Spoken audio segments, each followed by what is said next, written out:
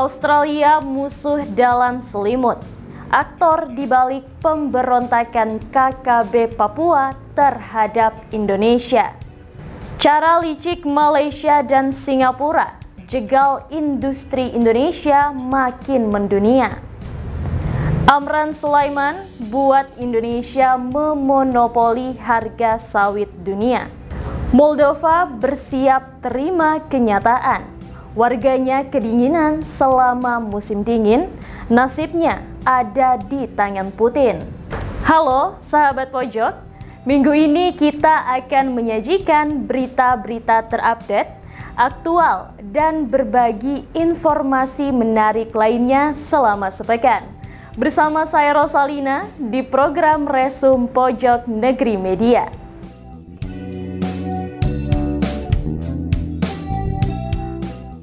Australia menjadi biang keroknya di balik peperangan kelompok kriminal bersenjata KKB Papua dengan Indonesia. Media Cina tahu betul jika Australia dan KKB memiliki hubungan untuk mengganggu kestabilan keamanan di Indonesia Timur. Berikut informasi selengkapnya.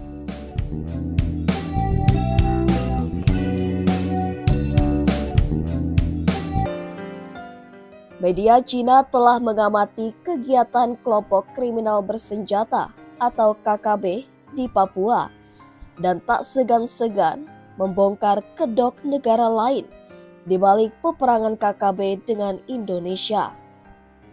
Diketahui, negara yang menjadi biang keroknya yaitu Australia. Terbaru, KKB Papua tidak segan untuk membunuh seorang prajurit Tentara Nasional Indonesia atau TNI, prajurit 1 atau Pratu Mardwi Miftahul Akhyar. Media Cina tahu betul jika Australia dan KKB memiliki hubungan untuk mengganggu kestabilan keamanan di Indonesia Timur.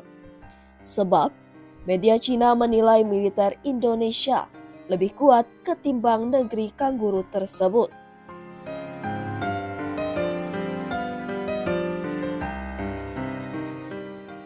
Berita ini mengungkap laporan dari sebuah media Cina yang menyoroti dugaan keterlibatan Australia dalam mendukung kelompok kriminal bersenjata di Papua.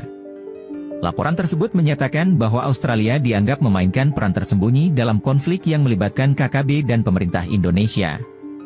Dugaan ini menimbulkan perhatian publik karena berkaitan dengan stabilitas keamanan di wilayah Indonesia Timur yang strategis. Papua, wilayah Indonesia yang memiliki kekayaan sumber daya alam melimpah, telah lama menjadi lokasi konflik yang berkepanjangan. Gerakan separatis yang diwakili oleh KKB sering melakukan tindakan kekerasan, termasuk menyerang aparat keamanan dan warga sipil. Salah satu insiden terbaru adalah pembunuhan seorang prajurit TNI, prajurit 1 Mardwi Miftahul Akhyar, yang meningkatkan ketegangan di wilayah tersebut. Kekerasan semacam ini menciptakan tantangan besar bagi pemerintah Indonesia dalam menjaga kedaulatan dan keamanan nasional. Menurut laporan media Cina, Australia diduga memiliki hubungan dengan KKB untuk melemahkan posisi strategis Indonesia di kawasan Asia Pasifik.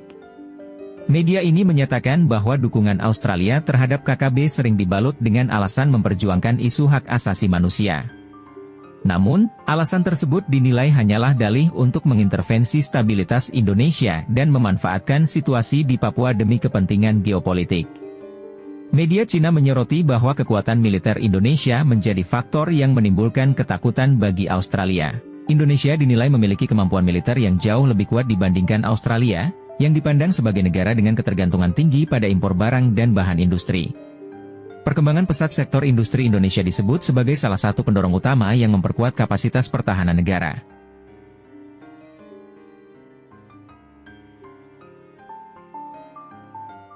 Australia, menurut media Cina, dinilai merasa terancam oleh posisi strategis Indonesia di kawasan Pasifik. Negara tersebut dipandang ingin menjaga pengaruhnya di wilayah Pasifik Selatan dengan cara tidak langsung, termasuk melalui dukungan terhadap gerakan separatis di Papua. Jika dugaan ini benar, maka tindakan tersebut dapat dilihat sebagai upaya untuk meredam pertumbuhan kekuatan Indonesia yang semakin besar di kancah internasional. Konflik Papua telah menjadi perhatian internasional, dengan banyak pihak yang mengambil sikap berbeda terhadap situasi tersebut. Australia seringkali menyuarakan keprihatinannya terhadap situasi HAM di Papua, namun media Cina melihatnya sebagai bentuk intervensi terselubung yang merugikan kedaulatan Indonesia. Dalam beberapa kesempatan, Australia juga terlihat mendukung forum-forum internasional yang membahas Papua, meski hal tersebut sering dianggap mencampuri urusan dalam negeri Indonesia.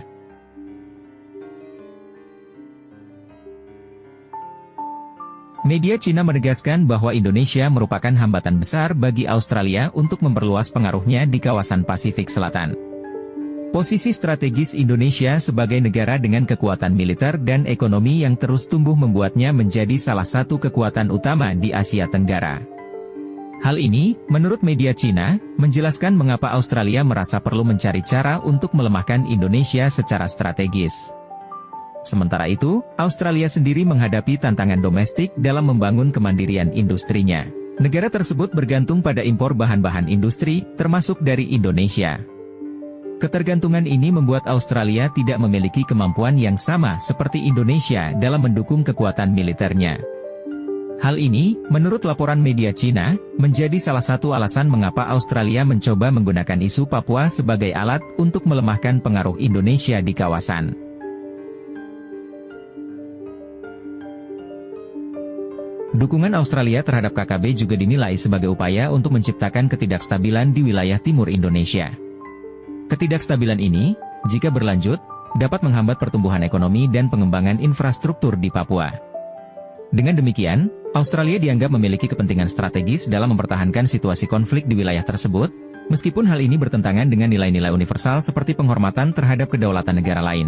Tuduhan keterlibatan Australia ini, jika terbukti, akan memperburuk hubungan bilateral antara Indonesia dan Australia yang selama ini sudah menghadapi berbagai tantangan. Hubungan kedua negara seringkali diwarnai ketegangan, terutama terkait isu Papua. Indonesia, sebagai negara dengan prinsip non-intervensi, memandang setiap upaya campur tangan dalam urusan domestiknya sebagai ancaman serius terhadap kedaulatan nasional.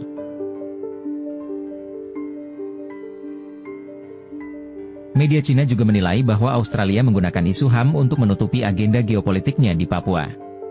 Dengan menyuarakan keprihatinan terhadap kondisi HAM di Papua, Australia dapat membangun narasi yang menguntungkan dirinya di panggung internasional.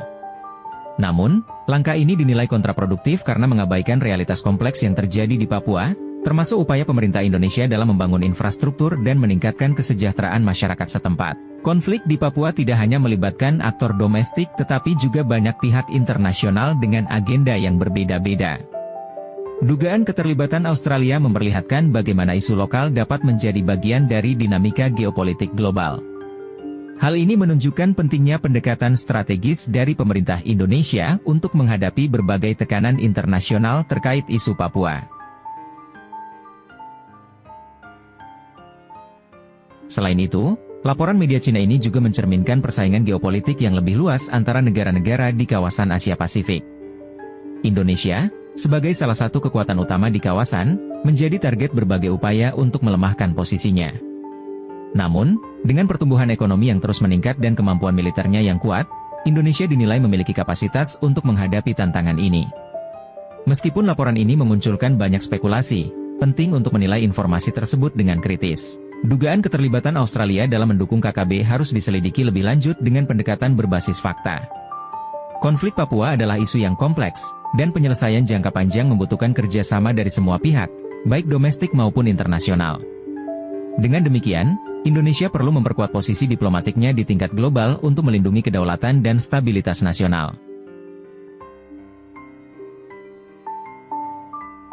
Jika laporan ini benar adanya, pemerintah Indonesia perlu mengambil langkah diplomatis dan strategis untuk mengatasi pengaruh pihak asing yang mencoba memanfaatkan konflik Papua. Pendekatan yang komprehensif, seperti memperkuat diplomasi internasional, melibatkan komunitas global dalam memberikan pandangan yang adil terhadap situasi di Papua, serta mempercepat pembangunan di wilayah tersebut, menjadi kunci dalam mempertahankan stabilitas dan kedaulatan negara. Selain itu, Indonesia juga perlu terus meningkatkan sinergi antara pemerintah pusat dan daerah di Papua untuk memastikan bahwa aspirasi masyarakat setempat dapat terakomodasi, tanpa memberi ruang bagi pihak luar untuk memanfaatkan celah konflik.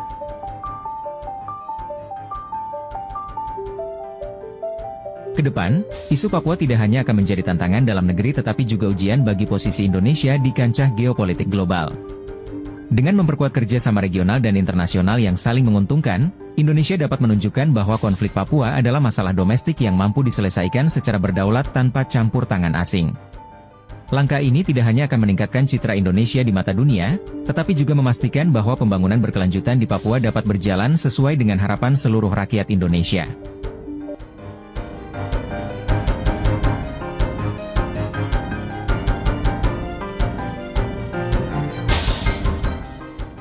Kemudian, media Cina mengatakan jika Indonesia memiliki kekuatan militer yang kuat karena ditopang dengan pesatnya pertumbuhan industri. Sementara, Australia tidak memiliki kekuatan industri seperti Indonesia. Hal ini menyebabkan Australia hanya berpangku tangan dengan komoditi impor yang bahkan mereka mengimpor bahan industri dari Indonesia. Maka dari itu, Australia berusaha mendukung KKB Papua untuk melepaskan diri dari Indonesia. Media Cina mengklaim Australia kerap ditipu oleh Indonesia dalam kerjasama bilateral. Selain itu, Australia memiliki pendapat pribadi terkait bantuannya terhadap KKB Papua karena mereka berpikir suatu saat negara yang menjadi pesemakmuran Inggris itu akan menjadi target serangan berikutnya setelah KKB Papua oleh Indonesia. Mereka mempunyai alasan lain terkait Perang Dunia Kedua. Saat itu tentara Jepang yang berhasil menduduki Indonesia berupaya untuk meluaskan cakupannya sampai Australia. Hal ini yang membuat Australia khawatir jika suatu waktu Indonesia akan memiliki tabiat seperti Jepang. Walaupun sebenarnya terkait invasi Indonesia ke Australia tidak dapat dibenarkan karena Indonesia sendiri memegang prinsip politik bebas aktif dan anti kolonialisme yang dapat merujuk kepada invasi.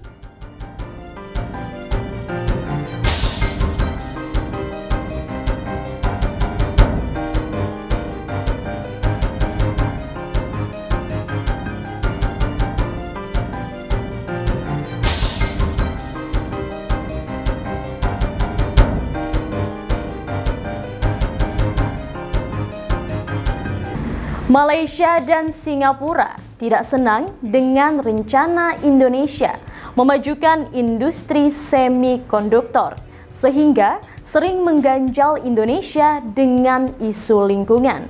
Berikut informasi selengkapnya.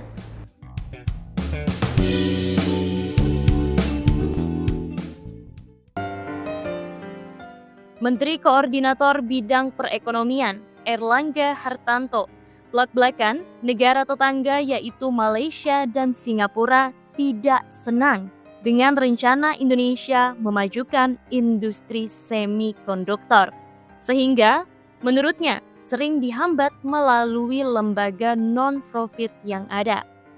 Airlangga menjelaskan saat ini Amerika Serikat mau mempersiapkan Indonesia masuk dalam pembuatan komponen semikonduktor. Selain itu juga, Cina berencana juga berminat pada bagian wafer semikonduktor.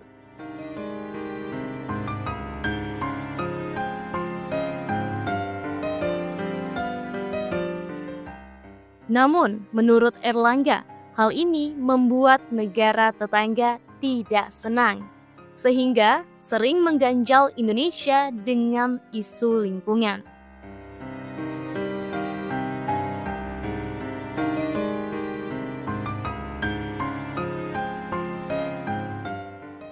Airlangga menjelaskan sebelumnya Indonesia pernah memproduksi komponen semikonduktor.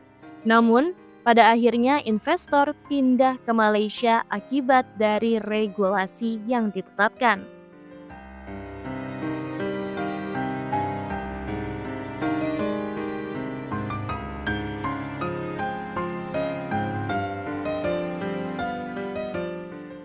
lagi kini kabar yang cukup tak enak didengar, bos.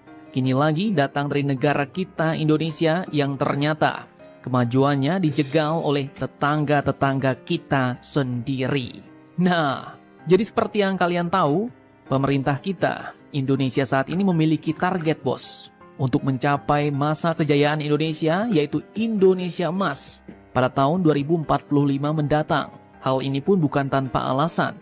Pasalnya dalam tahun-tahun ini dan ke depan, Indonesia akan mendapatkan yang namanya bonus demografi, bos, yaitu jumlah usia produktif yang lebih besar. Dan hal inilah yang kini dimanfaatkan oleh pemerintah kita, Indonesia, dengan memasukkan banyak investor-investor ke dalam negeri Indonesia, sehingga ya terciptalah lapangan pekerjaan yang cukup banyak, bos. Nah, kemudian salah satu usaha Indonesia selain hilirisasi barang tambang seperti nikel, bauksit, dan lain-lain, kemudian perkuatan industri pertahanan Indonesia dengan menggandeng dan mendapatkan transfer teknologi dari negara-negara asing, Indonesia pun kini ternyata juga sedang berusaha untuk masuk menjadi produsen chip alias semikonduktor dunia, bos.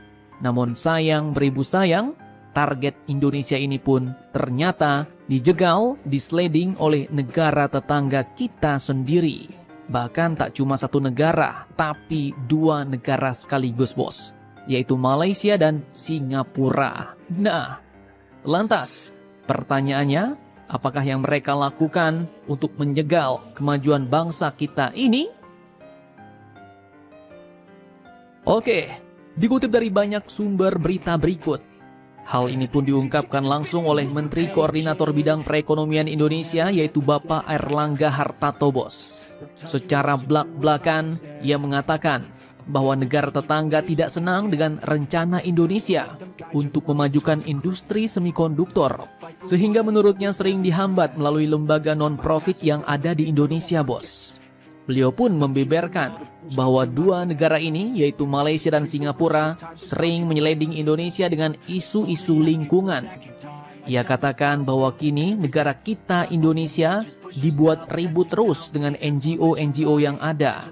Dan tujuannya adalah supaya Indonesia tidak masuk ke dalam industri semikonduktor. Jadi itu realitas, faktanya, bos, ujar beliau. Nah, lanjut beliau pun menceritakan bahwa sebenarnya Indonesia dulu pernah memproduksi komponen semikonduktor. Namun pada akhirnya, investor itu pun pindah ke Malaysia akibat dari regulasi yang diterapkan, bos. Nah, jadi ya cukup licik nih, bos. Strategi mereka agar Indonesia tak maju-maju adalah dengan strategi adu domba. Jadi mereka buat mungkin dengan cara mendanai NGO-NGO yang ada di Indonesia, dikasih duit ya kan, untuk meributkan masalah lingkungan. Sehingga akhirnya untuk mendirikan pabrik semikonduktor, Indonesia pun mesti mengurus isu lingkungannya dulu, bos. Misalnya masalah pembukaan lahan, masalah sengketa lahan, atau misalnya dibuatlah masyarakat tak terima dengan adanya pabrik-pabrik baru. Ya, itu siapa lagi biangnya yang menggerakkan kalau bukan NGO-NGO tersebut. Dan perlu kalian ketahui, bos, bahwa NGO itu adalah non-governmental organization, merupakan sebuah organisasi independen yang didirikan dengan tujuan tertentu.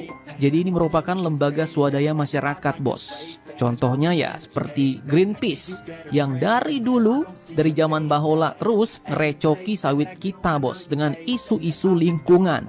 Dan sudah menjadi rahasia umum, mereka pun digerakkan oleh negara-negara yang menentang kelapa sawit, bos. Makanya dulu Menko Marves kita, Bapak Luhut, pernah mau melakukan audit besar-besaran terhadap NGO-NGO ini. Dapat dana dari manakah mereka? Jadi kalau misalnya mereka dapat dana dari asing dengan kegiatan mereka yang fokus merecoki program pemerintah, nah itu perlu diselidiki, bos. Oke, lanjut. Jadi rencana Indonesia untuk memajukan industri semikonduktor ini, Menko Airlangga pun membeberkan bahwa Amerika Serikat dan China kini sudah siap membantu Indonesia. Amerika mau mempersiapkan Indonesia masuk dalam pembuatan komponen semikonduktor. Dan China Tiongkok pun berminat pada bagian wafer semikonduktornya, bos. Jadi dalam seminar ekonomi, perspektif pembangunan dan pertumbuhan ekonomi menuju Indonesia Emas 2045 di Kolose Kanisius, Jakarta Pusat pada Sabtu 11 Mei 2024 kemarin, Menko Airlangga pun mengatakan bahwa Indonesia kini sudah menjadi 7 negara yang dipersiapkan untuk semikonduktor oleh Amerika. Dan dari China, kita akan buat integrasi di Pulau Rempang dengan investasi sebesar 12 miliar US dollar. Ia pun menjelaskan saat ini pemerintah sedang menyiapkan untuk membangun pabrik semikonduktor, bos, dengan mengandalkan investasi dari Mamarika dan juga China Tiongkok. Dan investasi ini pun memang sangat diperlukan karena membangun pabrik semikonduktor membutuhkan biaya yang sangat-sangat besar. Dan hal inilah yang kini sebenarnya sedang coba dijegal oleh Malaysia dan Singapura, bos, dengan cara meributkan Indonesia dengan NGO-NGO yang ada di Indonesia sendiri. Kemudian selain itu, untuk membangun industri tersebut, Indonesia pun juga masih harus menghadapi tantangan lain. Salah satunya yaitu sumber daya manusia, di mana kedepannya Indonesia pun disebut masih memerlukan cukup banyak SDM, bos, di bidang mikroelektronik dan juga megatronik. Nah, jadi apakah kalian siap untuk menjadi bagian dari SDM tersebut? Mari kita doakan semoga Indonesia berhasil menjadi salah satu produsen chip alias semikonduktor dunia ya, bos. Amin. Oke, lanjut kabar yang cukup sengkerot. Kali ini datang dari tetangga Indonesia yang rupanya bergabung dengan 9 negara yang menolak keanggotaan Palestina masuk ke dalam PBB, bos. Dikutip dari banyak sumber, berita berikut mewartakan bahwa Palestina berdasarkan voting suara di Majelis Umum PBB telah memperoleh dukungan dari 143 negara. Kemudian 9 negara menolak dan 25 negara abstain, di mana mayoritas pendukung Palestina mendapatkan lebih banyak hak sesuai dengan status keanggotaannya sebagai negara pengamat permanen. Namun amsyongnya, negara tetangga kita yang bahkan satu daratan dengan kita malah menolak keanggotaan Palestina di PBB ini, bos. Disebutkanlah bahwa 9 negara yang menolak resolusi tersebut antara lain adalah Argentina, kemudian Republik Ceko, Hongaria, Israel, Mikronesia, Nauru, Papua Nugini, Palau, dan juga Mamarika. Nah, cukup amsyong nih, bos. Papua Nugini pun ternyata kini sepertinya telah menjadi antek-antek Israel dan Mamarika. Padahal Australia dan Selandia Baru malah voting setuju, bos, dengan masuknya Palestina menjadi anggota PBB. Ini negara-negara Pasifik seperti Papua Nugini, Nauru, Palau pula yang nggak setuju, ya kan?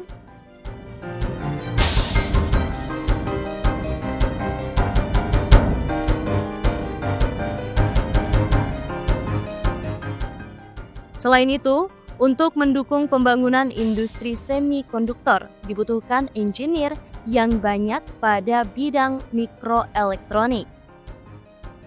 Menurut catatan Kementerian Perindustrian, Indonesia pernah memiliki pabrik semikonduktor pada tahun 1973. Industri komponen chip semikonduktor yang merupakan investasi 2 perusahaan multinasional Amerika Serikat, yaitu Fairchild Semiconductor dan National Semiconductor. Sejak tahun 1980-an, terjadi perubahan model bisnis di industri semikonduktor. Pada awalnya, semua dikerjakan oleh satu perusahaan dari hulu ke hilir atau vertical integration yang disebut Integrated Device Manufacturer atau IDM. Namun, model bisnis telah terpecah-pecah menjadi fabless atau chip design, foundry atau chip fabrication, IDM atau chip design and fabrication, dan OSAT atau assemble and test.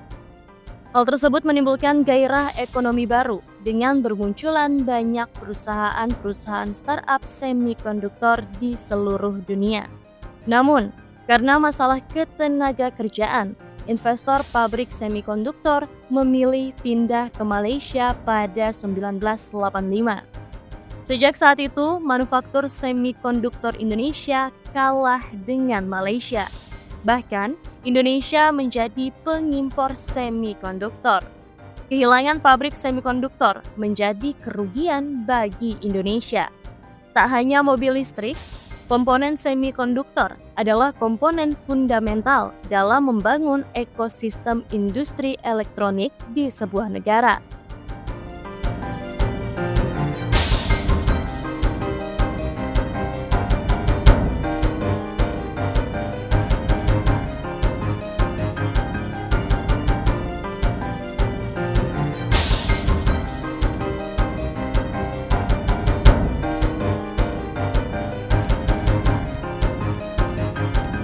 Indonesia merupakan produsen dan pemasok kebutuhan minyak sawit terbesar di dunia. Untuk memperkuat industri sawit, Menteri Pertanian Amran Sulaiman mengajak semua pihak terkait untuk mengawal komoditas sawit yang dianggapnya sebagai komoditas strategis. Berikut informasinya.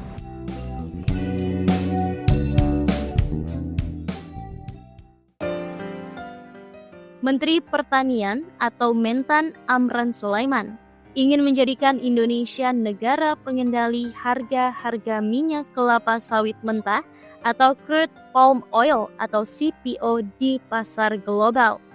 Pasalnya, Indonesia merupakan produsen dan pemasok kebutuhan minyak sawit terbesar di dunia.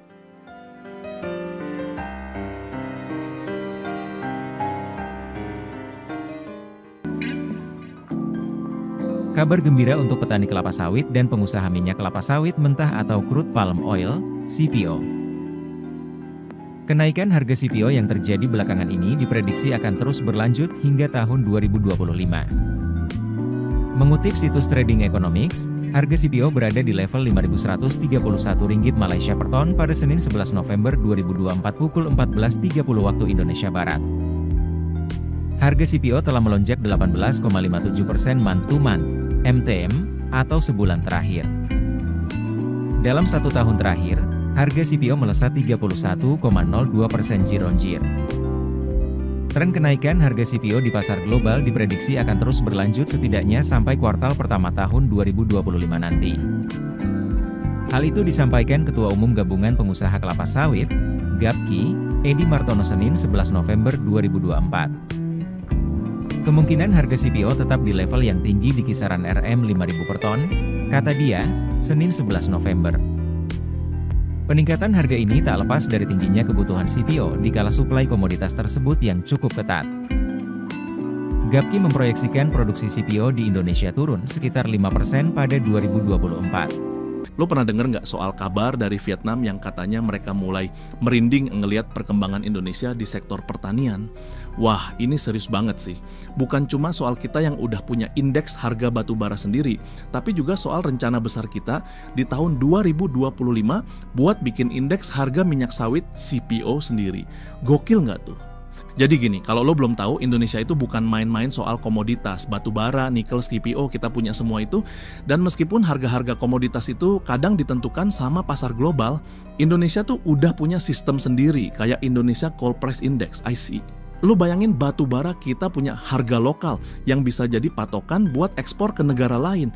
Ini bukti banget kalau kita nggak asal ikut-ikutan pasar global.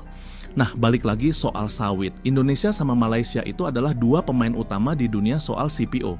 Dan sekarang kita udah mulai ambil langkah buat bisa mandiri nentuin harga. Gokilnya, kabar ini sampai bikin media Vietnam heboh. Mereka khawatir banget kalau nanti Indonesia jadi makin punya daya tawar tinggi di pasar internasional. Kenapa? Karena sawit tuh salah satu komoditas paling strategis.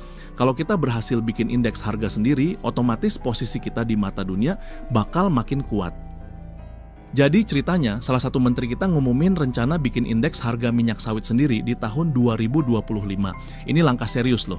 Bayangin aja, kalau ini jadi Indonesia bakal punya kendali lebih gede buat nentuin harga pasar dunia. Dampaknya Vietnam sama negara-negara lain mulai was-was. Ya wajar sih, karena selama ini mereka nyaman ngikutin sistem yang lebih dikontrol negara barat atau Malaysia. Sekarang Indonesia mau bikin aturan main sendiri. Lihat aja berita di media Vietnam. Mereka mulai lihat kita sebagai ancaman nyata buat dominasi pasar pertanian global. Kita kan produsen sawit terbesar di dunia. Kalau sekarang kita juga mulai main di level yang lebih tinggi dengan indeks harga sendiri, ya jelas bikin mereka deg-degan. Indonesia nggak main-main. Jangan salah, Indonesia ini bukan negara yang cuma ngandelin sumber daya alam doang. Kita udah makin pinter ngatur aset sendiri, contohnya batu bara. Banyak yang ngira harga batu bara kita sepenuhnya dikontrol sama luar negeri. Padahal enggak, gengs. Kita udah punya Indonesian Coal Price Index, ICI sendiri. Jadi kita punya kontrol lebih buat nentuin harga sesuai kualitas dan pasar global. Tapi nih, punya sumber daya aja nggak cukup. Kita harus bisa olah lebih jauh, bikin nilai tambah, dan kembangin industri hilir. Itu PR kita yang gede banget. Tapi kalau kita serius, bukan nggak mungkin kita jadi raksasa ekonomi dunia. Belajar dari Saudi dan Aussie. Ada yang nanya, kenapa kita nggak bisa kayak Arab Saudi yang tajir melintir dari minyaknya? Jawabannya simple, beda komoditas bro. Nilai 1 ton batu bara jauh lebih murah dari 1 barel minyak. Belum lagi biaya produksinya yang mahal. Tapi jangan langsung pesimis. Arab Saudi emang ngandelin minyak, tapi kita punya diversitas. Dari sawit, nikel, rempah, sampai hasil laut, kita tuh kayak supermarket dunia. Tinggal gimana kita olah biar nilainya makin tinggi. Lihat aja Australia, mereka bisa dapat untung hampir 2 kali lipat dari ekspor batu baranya. Artinya, kita masih punya banyak ruang buat inovasi. Tantangan dan harapan di level global. Tetangga kita kayak Vietnam dan Thailand terus gaspol buat ningkatin daya saing mereka. Tapi kita punya keunggulan unik skala. Indonesia itu negara kepulauan terbesar plus penduduknya nomor 4 terbanyak di dunia. Ini modal gede baik buat pasar domestik maupun produksi. Kalau kita bisa maksimalkan ini, siapa yang bisa nahan kita? Langkah konkret ke depan, fokus bikin indeks harga domestik buat komoditas strategis kayak CPO atau bahkan nikel. Plus, semua kebijakan ekonomi harus based on data. Jangan cuma asal ngomong doang. Bangkit bareng-bareng. Guys, jangan keburu puas cuma karena Indonesia kaya sumber daya. Kaya itu hasil kerja keras, inovasi, dan visi. Kita butuh lebih banyak orang yang berani investasi di sektor produktif, dari agribisnis sampai energi terbarukan. Jangan cuma ngandelin investasi di yang instan-instanan, pikirin masa depan juga. Jadi, mari kita buktikan kalau Indonesia bisa jadi raksasa dunia. Kalau negara lain mulai was-was, itu tanda kalau kita lagi on the right track. Dan nanti waktu dunia lihat Indonesia makin maju, kita semua yang bakal ngerasain bangganya. Indonesia naik kelas, rakyatnya bahagia, dan semua mata tertuju ke kita. Gas terus! Saat ini, jelas Amran, Indonesia merupakan pemasok sekitar 38% minyak nabati di seluruh dunia. Adapun produksinya tahun ini diperkirakan mencapai 30 juta ton. Sayangnya, lanjut Amran, Indonesia belum bisa mengendalikan harga CPO. Menurutnya, upaya ke arah sana telah dilakukan dengan menjalin kerjasama dengan Malaysia melalui pembentukan Dewan Negara Penghasil Sawit atau Council of Palm Oil Producing Countries atau CPOPC pada pekan lalu. Terkait hilirisasi industri sawit, Amran mengaku telah mendapatkan kepastian dari Kementerian Energi dan Sumber Daya Mineral terkait serapan produk biodiesel nasional yang mencapai 6,8 juta ton untuk program B15 dan 13 juta ton untuk program B20. Untuk memperkuat industri sawit, Amran juga mengajak seluruh pihak terkait untuk mengawal komoditas sawit yang dianggapnya sebagai komoditas strategis. Hal itu dinilai penting guna meningkatkan kesejahteraan petani sawit yang saat ini mengelola lahan seluas 4 juta hektar.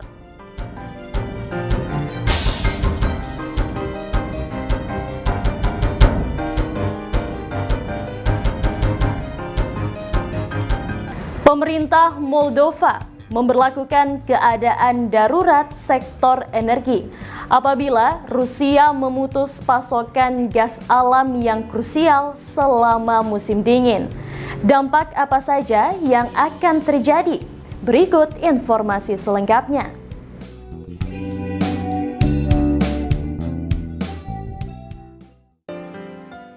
Parlemen Moldova pada akhir pekan lalu mengesahkan keputusan untuk memberlakukan keadaan darurat di sektor energi, menyusul kekhawatiran bahwa Rusia dapat memutus pasokan gas alam yang krusial selama musim dingin ini.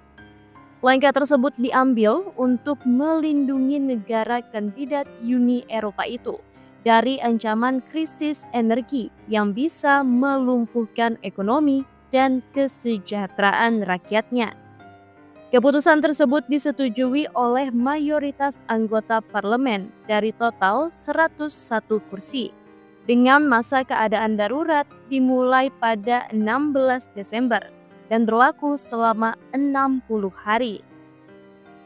Komisi khusus akan dibentuk untuk mengadopsi langkah-langkah mendesak guna menangani risiko yang mengancam jika Rusia menghentikan pasokan gas ke pembangkit listrik Kuchiurgan yang merupakan fasilitas pembangkit terbesar di Moldova. Perdana Menteri Moldova, Dorin Recean, menggambarkan situasi ini sebagai situasi luar biasa yang dihadapi negaranya. Ia memperingatkan bahwa Moskow dapat dengan sengaja menggunakan aliran energi sebagai senjata untuk menciptakan ketidakstabilan di Moldova.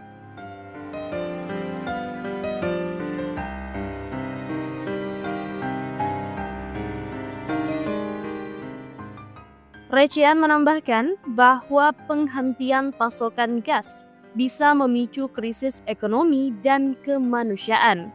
Namun, menegaskan bahwa pemerintah akan memastikan tak ada satupun warga Moldova yang dibiarkan kedinginan dan dalam gelap.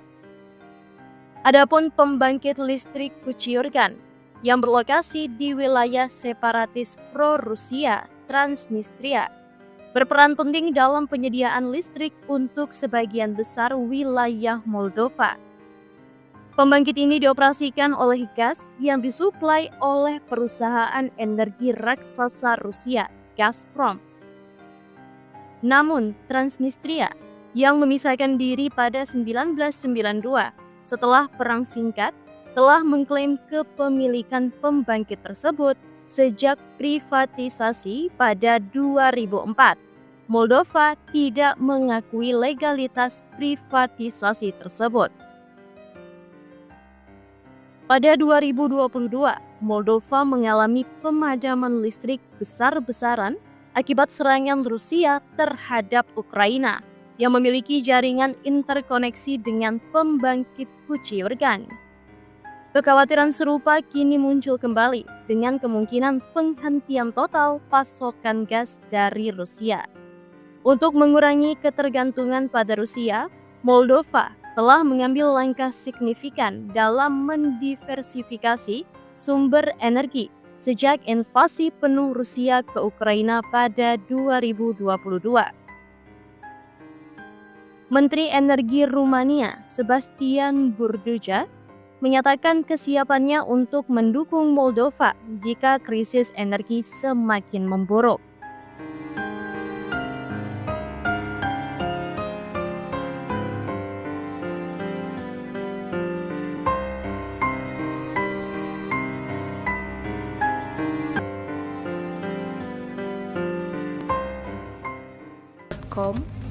Raksasa energi negara Rusia, Gazprom, pada Rabu 27 April 2022 menghentikan semua pasokan gas ke Polandia dan Bulgaria. Kebijakan Gazprom tersebut meningkatkan momok kekurangan gas di dua kawasan itu, bahkan Eropa secara keseluruhan. Lalu, apa saja dampak pasokan gas Rusia di stop ke Eropa? Dan apa penyebabnya? Pertama, alasan Rusia stop pasokan gas ke Eropa. Rusia tidak akan lagi menerima pembayaran dalam mata uang selain rubel sebagai pembalasan sanksi ekonomi. Negara-negara tidak bersahabat, termasuk semua anggota Uni Eropa, akan diputus dari pasokan gas Rusia jika tidak membuka rekening dalam rubel untuk membayarnya. Kedua, seberapa penting gas alam untuk Rusia? Menurut Badan Energi Internasional, Pendapatan dari pajak terkait minyak dan gas serta tarif ekspor mencapai 45% dari anggaran federal Rusia pada Januari 2022.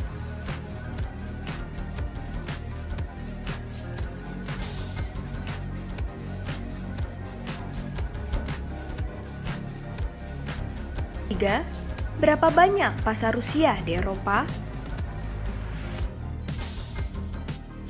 Tahun lalu, Rusia memasok 32% dari total permintaan gas Uni Eropa dan Inggris. Uni Eropa Eurostat pada 2020 melaporkan bahwa Finlandia bergantung pada gas Rusia untuk 97,6% dari permintaannya. Negara-negara Baltik seperti Estonia, Latvia, dan Lituania awal bulan ini mengumumkan bahwa mereka memutus hubungan gas dengan Rusia. Dan sebaliknya, dilayani oleh cadangan gas yang disimpan di bawah tanah. Keempat, bagaimana dengan Polandia? Polandia sebagai target penyetopan pasokan gas Rusia lainnya, mengonsumsi gas hingga 21 miliar meter kubik per tahun. Namun demikian, negara anggota Uni Eropa itu siap menghadapi pemutusan total dari gas Rusia. Menurut pemerintah Polandia, fasilitas penyimpanan gasnya masih 76% penuh, dan Polandia memiliki interkoneksi gas dengan semua tetangganya.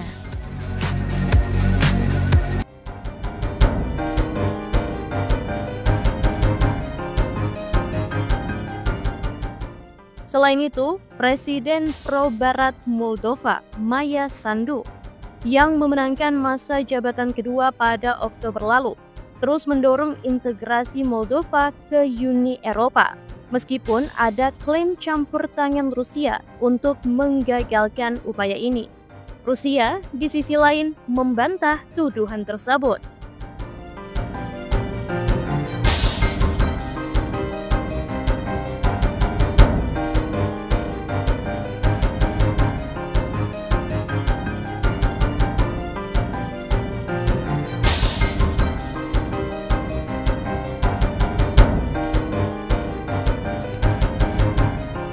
Itu tadi berita terhangat selama sepekan ini.